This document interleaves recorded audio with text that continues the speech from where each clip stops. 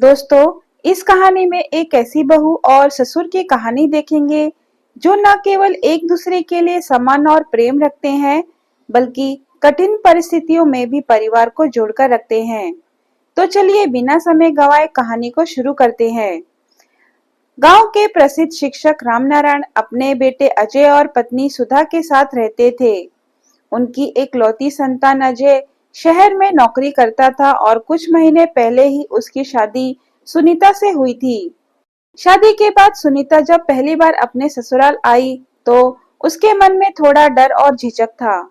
उसने सुना था कि उसके ससुर बहुत अनुशासन प्रिय व्यक्ति हैं, जो हर चीज को नियमों में रखते हैं। सुबह के समय सुनीता जल्दी उठकर ससुर जी के लिए चाय बनाने रसोई में गई। जैसे ही वह चाय लेकर उनके पास पहुंची, रामनारायण ने हल्की मुस्कान के साथ कहा, बेटा, तुमने तकलीफ क्यों की? मैं खुद ही बना लेता हूँ। सुनीता ने आदर से उत्तर दिया, बाबूजी, अब यह मेरी जिम्मेदारी है। परिवार के बड़े बुजुर्गों की सेवा करना मेरा कर्तव्य है। रामनारायण को यह बात दिल को छू गई। उन्होंने महसूस किया कि उनकी बहू न केवल समझदार है, बल्कि परिवार को अपना मानने के लिए तैयार भी है। शादी के बाद कुछ महीनों में ही सुनीता ने पूरे घर को संभाल लिया। वह न सिर्फ घर के कामों में आगे थी, बल्कि अपनी पढ़ाई पूरी करने के बाद एक स्कूल में पढ़ाने भी जाने लगी। रामनारायण को यह देखकर गर्व होता कि उनकी बहू शिक्षित और आत्मनिर्भर है। एक दिन गांव में एक कार्यक्रम के दौरान किसी ने रामनारायण से पूछा, आपकी बहू तो शहर की है, वह यहाँ के माहौल में कैसे ढल रही है? रामनारायण ने गर्व से उत्तर दिया, वह सिर्फ मेरी बहू नहीं, मेरी बेटी जैसी है।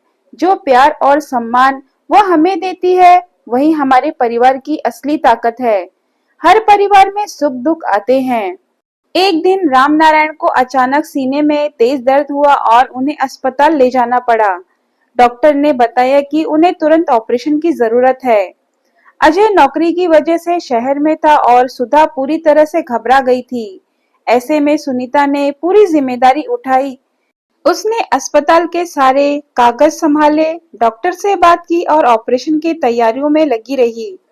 जब ऑपरेशन सफलतापूर्वक हुआ, तब रामनारायण ने अस्पताल के बेड पर लेटे-लेटे सुनीता का हाथ पकड़कर कहा, बेटा, आज तुमने साबित कर दिया कि बहू और बेटी में कोई फर्क नहीं होता।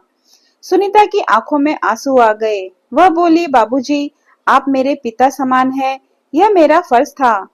रामनारायण के स्वस्थ होने के बाद उनका और सुनीता का रिश्ता और मजबूत हो गया।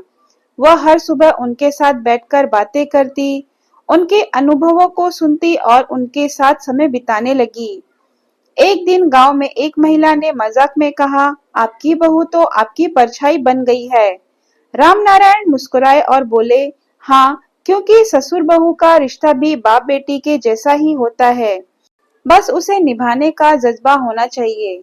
धीरे धीरे रामनारायण और सुनीता का रिश्ता पूरे गांव के लिए एक मिसाल बन गया। लोग उनकी समझदारी और आपसी सम्मान की बातें करने लगे। एक दिन गांव के सरपंच ने सुनीता को पंचायत की मीटिंग में आमंत्रित किया और कहा, हम चाहते हैं कि आप गांव की महिलाओं को शिक्षित करने में मदद करें, क्योंकि आप न केवल पढ़ी लिखी हैं, बल्कि परिवार और समाज को जोड़ने का हुनर भी रखती हैं। रामनारायण ने गर्व से सुनीता की ओर देखा और कहा, बेटा, तुम्हारी वजह से आज मैं और भी गर्व महसूस कर रहा हूँ। सुनीता ने मुस्कुराते हुए उत्तर दिया, बाबूजी, यह सब आपकी ही सीख का नतीजा है। समय बीतता गया, लेकिन रामनारायण और सुनीता का रिश्ता और मजबूत होता गया। उन्होंने मिलकर पूरे गांव की महिलाओं को शिक्षित बनाने का बीड़ा उठाया। परिवार में अगर आपसी प्रेम, सम्मान और समझदारी हो तो कोई भी रिश्ता मुश्किल नहीं होता। बहू और ससुर का रिश्ता सिर्फ औपचारिक नहीं, बल्कि एक मजबूत और भरोसेमंद रिश्ते की नींव हो सकता है। इस कहानी से हमें यह सीख मिलती है कि रिश्तों को निभाने के लिए केवल नाम का संबंध काफी नहीं होता, बल्कि उसमें विश्वास, आदर और प्रेम होना जरूरी है। अगर बहू को बेटी समझा जाए और बहू अपने ससुर को पिता की तरह माने, तो पूरा परिवार खुशहाल और मजबूत बन सकता है।